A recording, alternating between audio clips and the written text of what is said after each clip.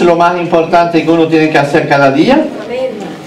Antes de lavarse los dientes y lavarse las manos y todas estas cosas, que también es muy importante, leer la Biblia es fundamental. Es fundamental. Hoy se celebra el día de Pentecostés. ¿Usted sabe lo que significa esto? Significa la llegada del Espíritu Santo en este mundo. No es que no estaba antes, pero esta vez el Espíritu Santo va a ser derramado literalmente en las personas, en los que creen. Y eso es extraordinario. Este texto lo encontramos en el capítulo 2 de los Hechos. Así que les invito a que ustedes cogen sus Biblias, que la abran donde hay que abrirlas, es decir, los Hechos de los Apóstoles, capítulo 2. Y aquí podéis ver lo que nos cuenta sobre esta historia de Pentecostés. No vamos a leerlo porque es muy largo, pero simplemente para que sepáis dónde es, y ustedes en casa lo vais a leer otra vez, ¿ok? Para que cuando les preguntan eso del Pentecostés, ustedes pongan, ya sé dónde es.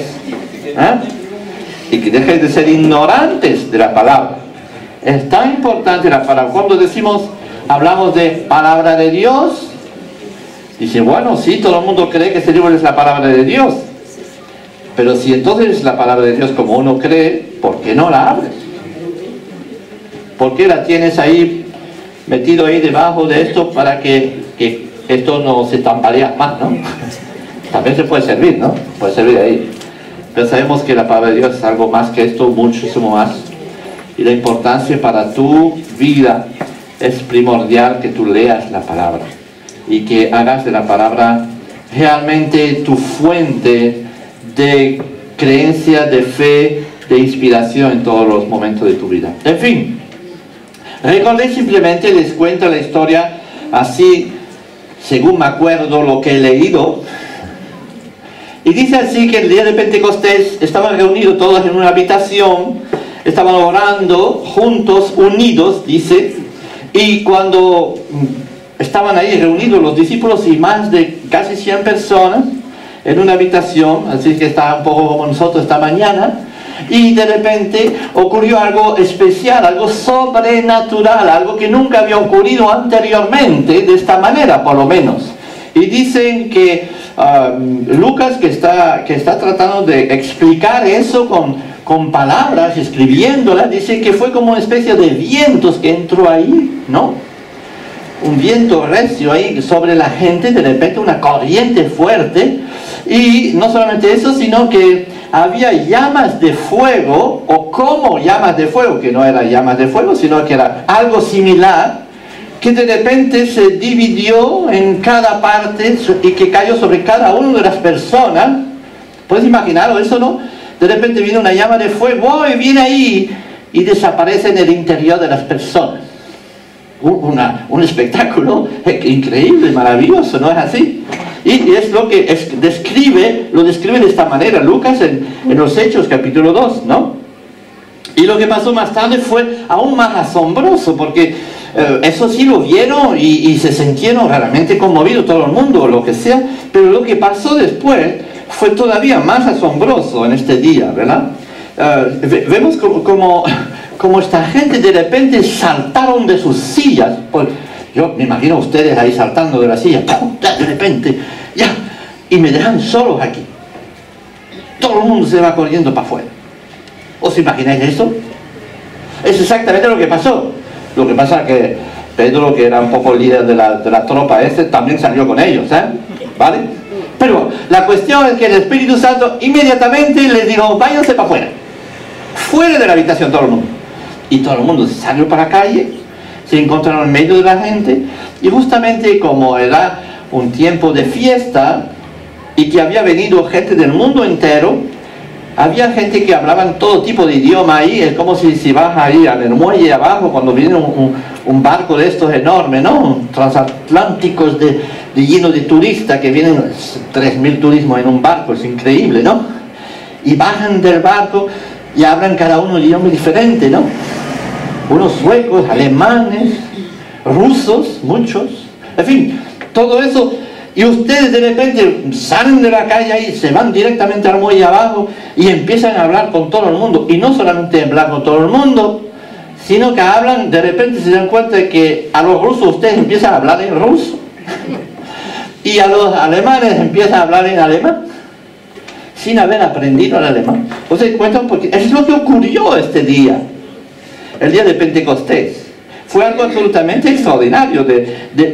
Podemos contemplar eso, es absolutamente extraordinario, ¿no? El milagro de los idiomas, lo llamamos así. El texto lo recoge ahí y nos dice que todo el mundo oía alabar a Dios y hablar de las maravillas de la buena noticia de Jesús en su propio idioma. Fue realmente un milagro extraordinario, ¿verdad? Y no solamente eso, sino que la gente que presenció eso dijo, esta gente está borracha, están locos del coco, porque no entendía lo que estaba pasando. Y todo el mundo sabía perfectamente, o muchos de ellos sabían perfectamente que los que hablaban no eran personas cultas, personas que habían hecho estudios, personas que se sabían los idiomas y todo eso. No, era gente corriente, normal. Y entonces, ¿cómo es posible que esta gente de repente sepa decir las cosas en nuestro idioma y con tanta sabiduría? Y entonces la gente estaba atónita, viendo esto, oyendo esto, presenciando esto. Y justamente pues vemos como los discípulos pues seguían hablando de Jesús. Y lo más extraordinario es que la gente pensando que estaban borrachos, y Pedro tuvo que levantarse encima de una silla en medio de todo el mundo que estaba ahí. Dice, ¿qué está pasando? Y empezó un discurso absolutamente extraordinario. Puedes leerlo en el capítulo 2 de los Hechos de los Apóstoles. Hizo la primera predicación que un predicador hizo en la calle. Y lo más extraordinario es que Pedro, el que había negado al Señor Jesús, que había sido cobarde en muchas ocasiones, y por otro que había sido muy lanzado, de repente se plantea delante de todo el mundo, al riesgo de su vida. Les recuerdo que poco antes habían matado a Jesús. De repente se levanta con toda autoridad y va a dar una predicación absolutamente extraordinaria a la gente ahí. Y le va a decir simplemente, este Jesús que habéis crucificado ha resucitado. Y es por el mismo poder que estamos nosotros aquí en la plaza simplemente anunciándole de que se tienen que arrepentir y que tienen que creer en el Señor Jesús y manifestar este arrepentimiento y esta creencia haciéndose bautizar, que recibiréis entonces lo que acabamos de recibir nosotros, que es el Espíritu Santo.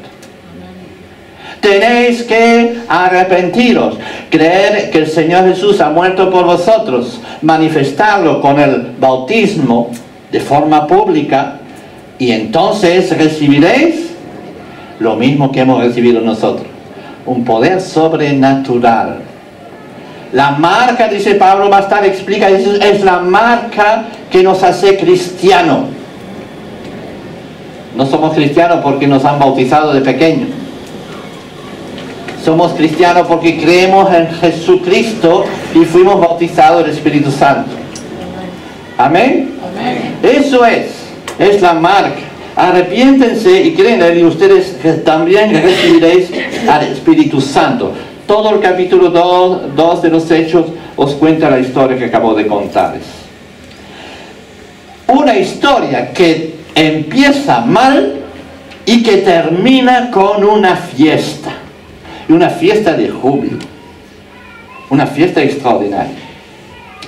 Desde entonces y hasta hoy, y hasta que Cristo vuelva, se predicará lo mismo. Y si no se predica lo mismo, no es de Dios. Amén.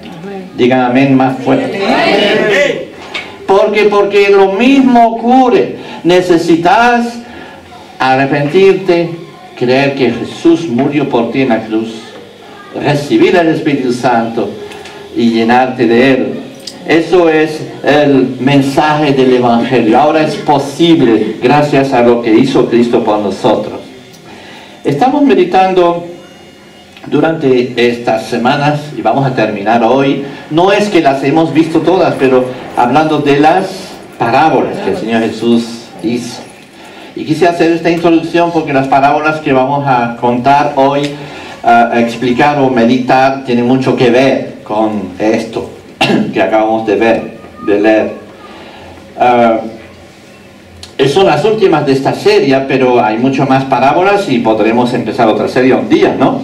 Y no podríamos terminar esta serie sin hablar de la parábola por excelencia. ¿Sabes cuál es? La que se supone que todo el mundo conoce. La del pastor.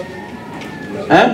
El pastor que sale a buscar a los... Hay otra que es más famosa todavía. Incluso hicimos un super musical en Navidad. ¿Oye cuál es? Los que estaban ahí. Obviamente, el hijo pródigo, ¿no? ¿Conoces esta historia del hijo pródigo? Algo conocéis. Por eso tenéis en vuestro texto, en Lucas capítulo 15, todo el capítulo, tenemos 3 parábolas que son muy similares las unas de las otras, con algunas diferencias. Y justamente me gustaría que pudiéramos ver estas 3 parábolas. La parábola del hijo pródigo, que es la más larga, la más completa y la más explicada, no la hemos explicado muchas veces y no voy a volver sobre esto. Sin embargo, hay algo que me llamó la atención cuando leemos todo el capítulo de un tiro, ¿no? Es decir, cuando tú lees todo el capítulo no te paras a una historia, sino a una cosa global. El Señor Jesús está enseñando a sus discípulos y les está diciendo algo muy preciso en correspondencia de una situación que Él está viviendo en este momento. El texto de Lucas nos introduce a estas parábolas con una fotografía, podemos decir, del momento en el que fueron pronunciadas. Así que les invito a buscar en vuestras Biblias, en Lucas capítulo 15, y veréis que está escrito, parábola de la oveja perdida. ¿Ok? Y después, un poco más tarde, está la parábola de la moneda perdida. Y hay un título erróneo, aquí podremos decir parábola del hijo perdido. O, ¿me entendéis que es un poco lo mismo? Pero en este caso es pródigo, que lo gasta todo, que es lo mismo, ¿no? Así que tenemos 3 parábolas que nos hablan de cosas perdidas. Y hoy me gustaría que pudiéramos concentrarnos sobre esto esta mañana. Y empieza el texto diciendo una cosa. Es como que Lucas nos hace una fotografía de la situación en las cuales fueron contadas estas parábolas. Porque claro, depende de la situación, estas parábolas pues no tendrían ni sentido. Pero justamente es porque Lucas nos da 2 versículos introductivos, de introducción a estas parábolas. Podemos entender mejor qué es lo que pretende Jesús explicar a la gente. En particular, a la gente religiosa, que aparentemente son los que menos entendían la situación. Dice así: se acercaban a Jesús todos los publicanos y pecadores para oírlo. ¿Alguien que está leyendo ahora este texto se puede levantar y seguir leyendo? Venga. Es otra versión. No importa, lee la versión que está escrito ahí, que está también válida. Y murmuraban los fariseos y los escribas diciendo: este a los pecadores recibe y con ellos come. Y él les propuso esta parábola diciendo. Vemos, él les propone unas parábolas a raíz de una situación. Y vemos que aquí la situación está que los fariseos y los expertos de la ley empezaban a quejarse, diciendo: este hombre recibe bien a los pecadores y hasta come con ellos. Para ellos, ¿saben? El hecho de estar en compañía y de comer con ellos significa estar en armonía con ellos.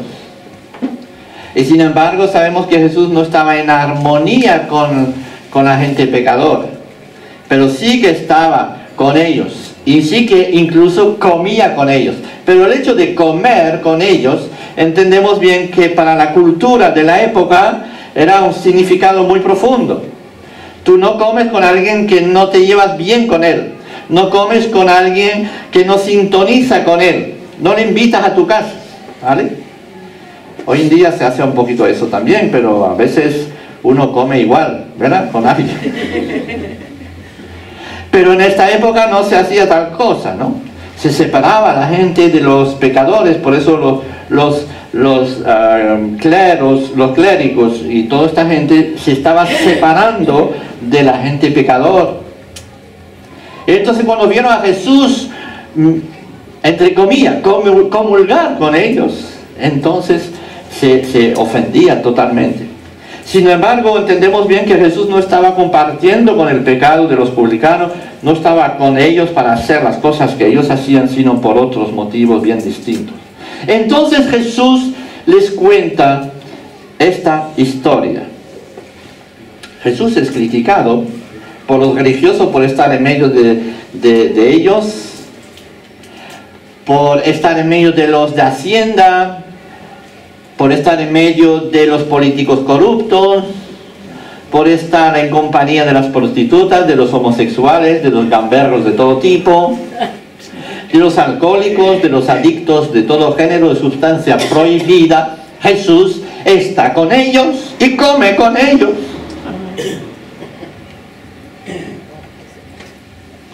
Y también con los testigos de Jehová y con toda esta gente. Come con ellos. Para ellos Jesús debería de estar en el templo con ellos, con los fariseos. Debería de estar en el templo y no en la calle con esta gente. Entonces de repente viene esta parábola y entonces Jesús dice, momento, usted piensa de esta manera, espérate un momento, les voy a contar cómo es Dios. ¿Ustedes saben cómo es Dios? ¿Saben cuál es el corazón de Dios? ¿Cómo piensa Dios? ¿Qué manera tiene Dios? ¿Saben cómo es? A veces uno se imagina o se fabrica una imagen de Dios en su cabeza, ¿verdad? Y no sé, algunos lo quieren representar con estatuas, con imágenes así, y de repente se prosternan delante de Él. Es una fabricación totalmente humana de Dios, por eso Dios no quiere que nos fabriquemos imágenes de Él. Pero también nosotros evangélicos a veces tenemos una imagen de Dios que es un poco distorsionada, no la tenemos clara.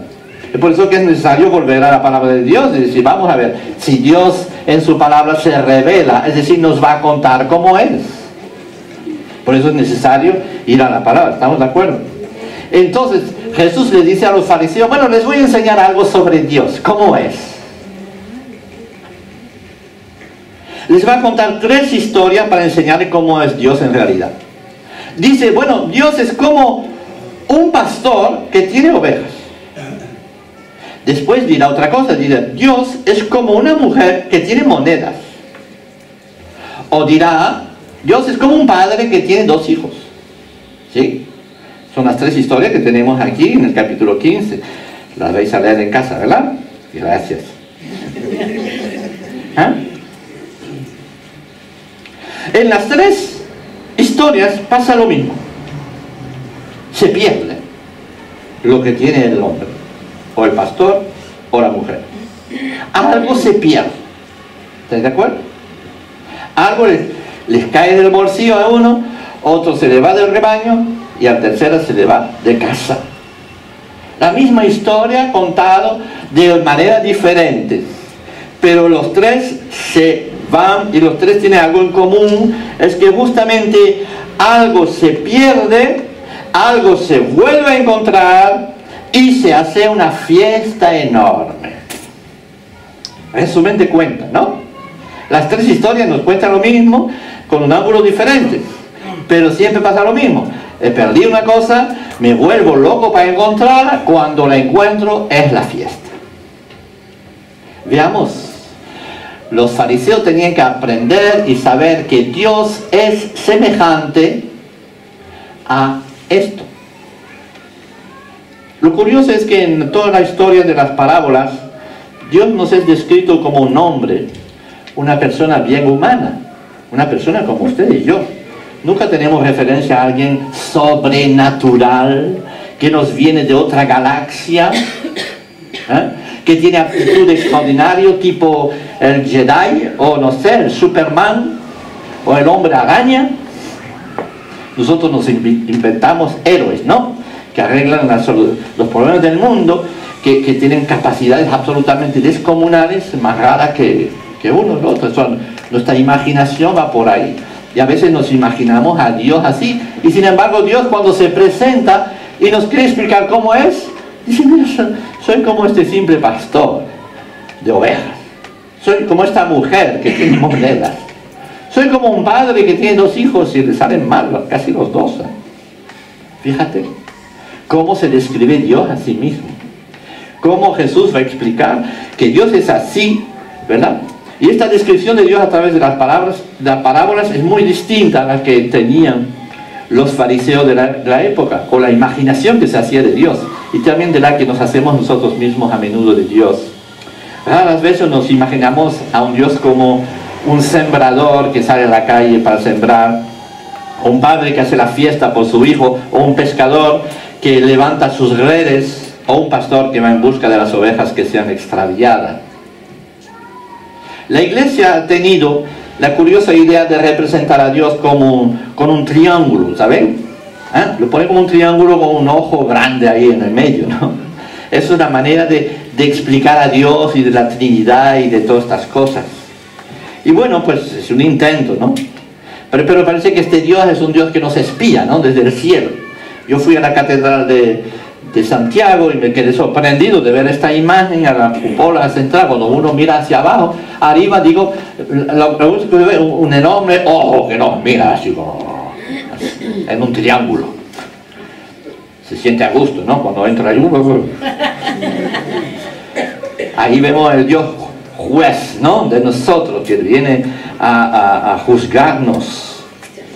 No, Dios se presenta de otra manera en la Biblia, curiosamente. Se presenta como que tiene aptitudes muy humanas, comportamiento humano, corazón humano, tripas humanas, pero 100 veces más duplicado en su amor infinito por nosotros. Y siempre se nos presenta a un Dios humano, pero que ama hasta perderse a sí mismo, hasta volverse loco. Y muchos hablan de Dios, ¿saben? Los fariseos y escriban todo el día hablaban de Dios, siempre, pero nunca se daban cuenta ellos cómo Dios es en realidad. Así que podemos muchas veces hablar de Dios sin realmente explicar cómo Dios es. Y la mejor manera de explicar cómo Dios es leer la Biblia y decir: mira Dios cómo dice que es. Y en este caso, Dios dice que es como un pastor que tiene 100 ovejas y una se pierde. Primera historia. Después dice que es una mujer que pierde una moneda. Se compara a ella. Y después se compara a un padre que pierde a un hijo. ¿Saben que es trágico perder, no? Perder algo. O que te roban algo. A mí nunca me roban nada, pero bueno. No se ríen, por favor. En el caso del pastor, entendemos que se molesta por haber perdido una oveja. Uno hubiera dicho: bueno, pues te queda 99, ¿para qué te preocupes? No, tampoco es tan grave. Le puede pasar a cualquiera. Significa que las 99 otras no están a salvo del todo tampoco. Porque si el pastor no va en busca de la oveja que se ha perdido, las otras pueden empezar a temblar. ¿No creéis? Porque mañana será la oveja 98, la número 98 que se extravía. Y el pastor, como no tiene costumbre de ir en busca de ella, pronto tendrá 50 ovejas, pronto tendrá 10, pronto no tendrá ninguna. Con un pastor así, tendría miedo yo, ¿no? Pero así en el contrario, vemos que Dios se presenta como el pastor no de 99 ovejas, sino de 100 ovejas. Y que Dios se presenta como el pastor que va en busca de aquella que se perdió. Solamente un comentario sobre el tema de la que se perdió, porque muchas traducciones dice ovejitas perdidas, pobrecitas. ¿no? ¿Qué imagen más enternecedora de ver una ovejita tan bonita, tan linda? Ay, la pobrecita se perdió y está herida del camino. Y siempre tenemos esta imagen de la pobre ovejita. No se trata de la pobre ovejita, se trata de la historia de una oveja desobediente que se apartó del rebaño porque quiso apartarse, ¿vale? Que se perdió, pero que tenía un amo bueno que la buscó y la encontró a pesar de. Una ovejita perdida es tierno, es romántico, hace llorar a todo el mundo. Así que nos encontramos nosotros los cristianos desobedientes. Somos cristianos pobrecitos. Pobrecito que ha pasado por una prueba, ha tenido dificultades y se ha alejado del rebaño. Pobrecita. De alguna forma me he enfriado y me encuentro ahora con dificultades. Por favor, que venga alguien a visitarme. Eso no es la verdadera parábola. La verdadera parábola es una tonta oveja que se fue de su rebaño y que le ha costado casi la vida al pastor para recuperarla. ¿Ok? Así que la protagonista de la historia, o el protagonista, es el pastor, no la oveja. ¿Ok? Sí, porque muchas veces se pone un acento sobre la pobre oveja que se pierde. Así es. Pedro va a advertir a las ovejas tontas. Y si hay algunas en medio de nosotros, que sepan reconocer. Y que lean 1 Pedro 5, 8 y 9. Lo pueden apuntar en vuestras hojas. 1 Pedro 5, 8 y 9. Dice así simplemente: tengan dominio propio y manténganse alerta. Su enemigo, el diablo, anda por ahí como un león rugiente buscando a quien devorar. Y dice a las ovejas: resisten al diablo y mantengan firmemente la fe. Sepan que sus hermanos en todo el mundo sufren iguales que ustedes. Y Pedro ya está advirtiendo eso, que si nos apartamos es culpa nuestra, no la culpa de Dios. ¿Ok? Entonces, sed firmes. Así que no es la parábola de la oveja perdida, sino la parábola del hombre que tenía 100 ovejas, de un pastor que remueva cielo y tierra para encontrar a la oveja extraviada. Primera historia. Segunda historia, el caso de la mujer. Una mujer tenía no sé cuántas monedas y se le pierde una. Yo no sé si tiro una moneda ahí, ¿qué vais a hacer ustedes para buscarla? ¿Lo vais a hacer? No, no lo voy a hacer. Pero seguro que muchos de ustedes, especialmente si pongo un billete de 10 euros, que a lo mejor un céntimo ni se agacha, ¿no? Pero bien, van a buscarla y van a mover las sillas y se van a levantar, algunos se van a despertar y entonces van a recoger la moneda y me la van a dar enseguida, ¿verdad? Porque tenemos eso en la sangre, ¿verdad? No podemos dejar eso.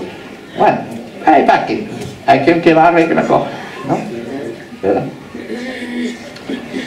Entendemos en este caso que la mujer era extremadamente molesta y le preocupó muchísimo por una razón suplementaria, no solamente por el valor de la moneda que había perdido, pero se piensa que en este caso había una costumbre en el tiempo de Jesús que las mujeres tenían que recaudar la dota, ¿no? O tenían que recaudar cierto número de piezas de plata para poder casarse.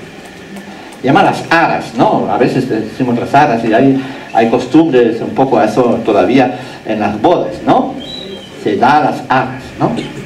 Bueno, en la época la mujer tenía que poner unas piezas de moneda, hacerse una corona, y cuando tenía todas estas piezas, como deciré justamente, pero son flores, pues imagina que fueran piezas de plata así, ¿no? ¿De acuerdo? Y de repente las tiene todas para casarse, pero de repente se le cae una. Imagínense, significa mucho más que simplemente perder no sé, 20, 30 o 50 euros o 100 euros, no lo sé, significa que no se puede casar. Entonces entendemos el gesto de ella, que se vuelve loca buscándola. Y la historia nos cuenta que Dios es semejante a esta mujer, que es como una persona que si no tiene todas las piezas ahí, no se puede casar. ¿Entendés eso? Su preocupación, encontréis la preocupación de Dios en buscar a los perdidos, pero por otro lado encontréis también la similitud de qué significa estar perdido. Es una situación absolutamente desastrosa. Es un desastre que las personas estén perdidas.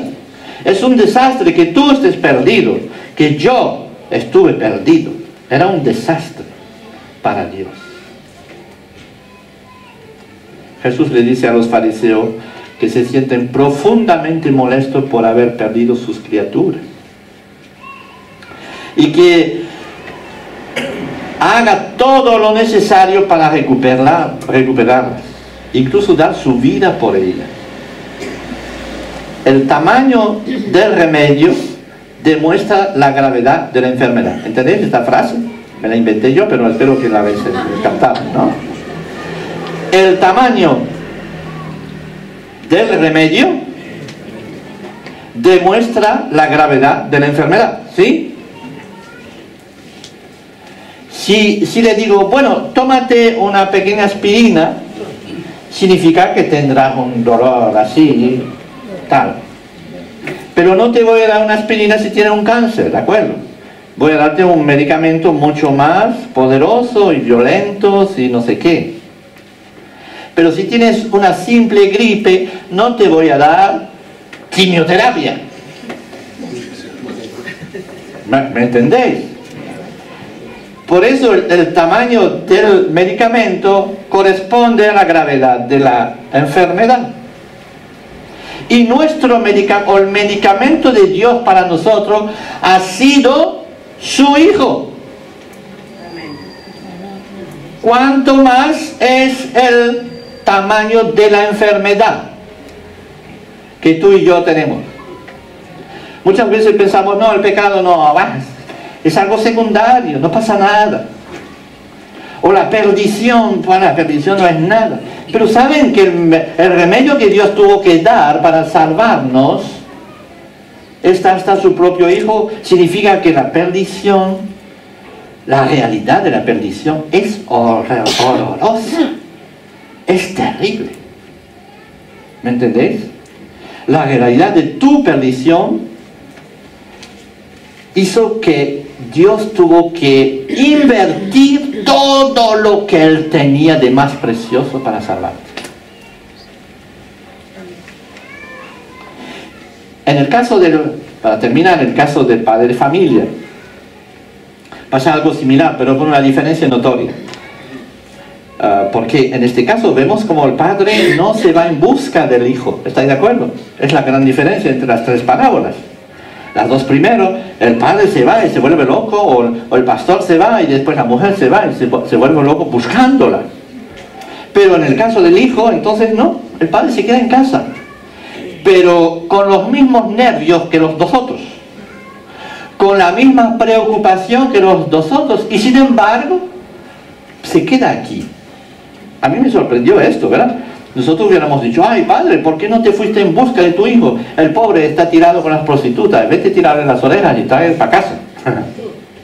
No hizo nada de eso. Porque saben ustedes, hay una gran diferencia. Hay una gran diferencia entre un animal y una pieza de moneda a un ser humano. En este caso el padre no irá en busca de su hijo y no removerá cielo y tierra para encontrarle, sino que esperará cada día para ver si vuelve por fin. Un animal o una pieza de moneda pertenecen a sus dueños. Un hijo no es exactamente lo mismo. Es nuestro hijo, pero es libre. Está la libertad del ser humano de seguir o no, de estar o no, de venir a Cristo o no. Un animal o una pieza de moneda es así, pero un hijo es libre. Un animal o una moneda no se pueden arrepentir. Los humanos sí. Y es imprescindible para poder ser encontrado por Dios arrepentirnos. Por eso Pedro sale en la calle el primer día de Pentecostés y la primera cosa que dice: arrepiéntense. Y entonces creen en el Señor Jesús que les perdonará, y entonces recibiréis el Espíritu Santo. Dios nos hizo libres, podemos tomar nuestras decisiones. Desde Adán y Eva, que pudieron ser libres y tomar la decisión, y la tomaron de forma errónea. El hijo se fue libremente a pesar del dolor que tenía su padre y no le suplicó en absoluto que se quedara, sino dice: bueno, si quieres irte, tú eres libre, vete. ¿Me entiendes? Pero eso no significa que el padre no sufrió por ello. Obviamente que sí, estaba sufriendo. Y la historia termina, el padre dice literalmente una cosa absolutamente extraordinaria. Dice: mi hijo se había muerto y ahora ha vuelto a la vida.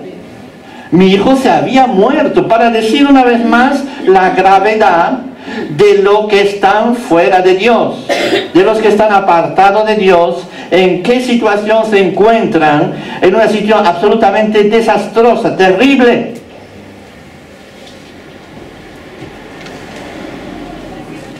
En los tres casos vemos cómo son reencontrados los perdidos.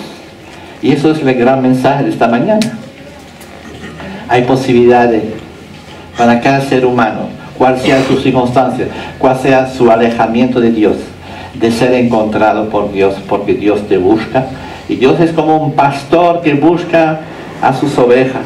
Es como una mujer que remueve todo para buscar a esta pieza perdida. Pero también es como este padre que te espera continuamente a ver si hay signo de arrepentimiento en tu corazón, para que vuelvas a él. El pastor, al llegar a casa, llama a todos sus amigos y vecinos diciendo, eso termina la historia del pastor ahí, dice: al llegar a casa llama a todos sus amigos y vecinos diciéndole: alégrense conmigo porque encontré la oveja que se me había perdido. Les digo que de la misma manera habrá más alegría en el cielo por un pecador que cambia su vida que por 99 personas buenas que no necesitan hacerlo. Y al final de la historia de la mujer, exactamente lo mismo. Dice: cuando la encuentra, ¿qué hace? Llama a sus amigos y vecinos. Yo no sé si usted llama a sus amigos y vecinos cuando encuentra una pieza de moneda, ¿vale? Así, para decir que la importancia para ella era capital, ¿de acuerdo? Y cuando la encuentra, su gozo es tan grande que invita a todos sus vecindarios y dice: vamos a hacer una fiesta porque la tengo. La he recuperado. Así es nuestro Padre Celestial cuando uno de nosotros se arrepiente y viene a Cristo.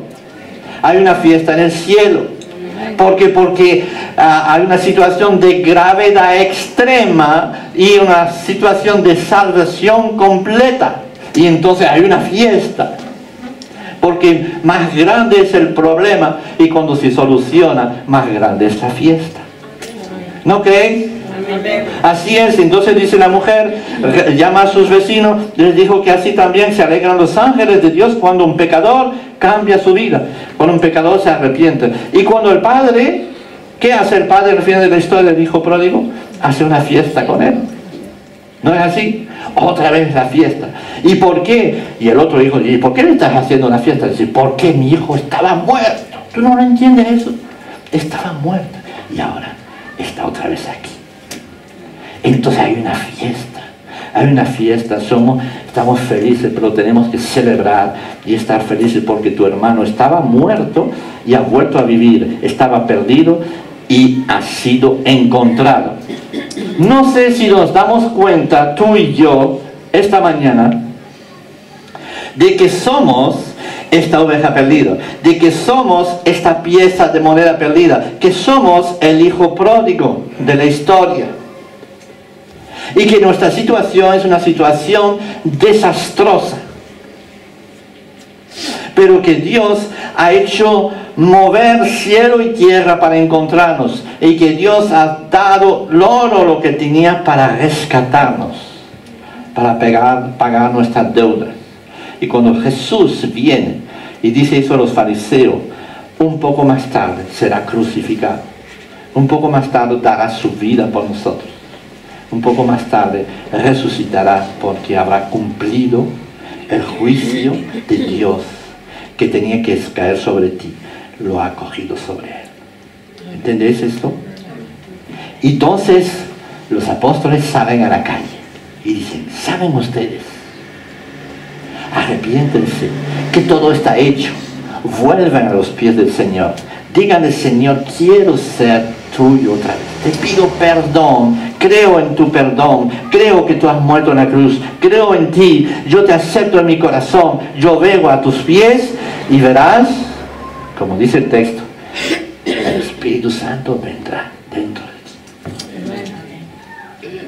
ti. Oh, vamos a terminar. Pero quiero terminar realmente y no puedo hacer otra cosa que hacer un llamado esta mañana. Un llamado igual que lo hizo Pedro hace 2000 años, el día de Pentecostés. Que dice en el versículo 38 del capítulo 2 de los Hechos: arrepentíos y bautizaos cada uno de vosotros en nombre de Jesús, el Cristo, para perdón de los pecados, y recibiréis el don del Espíritu Santo.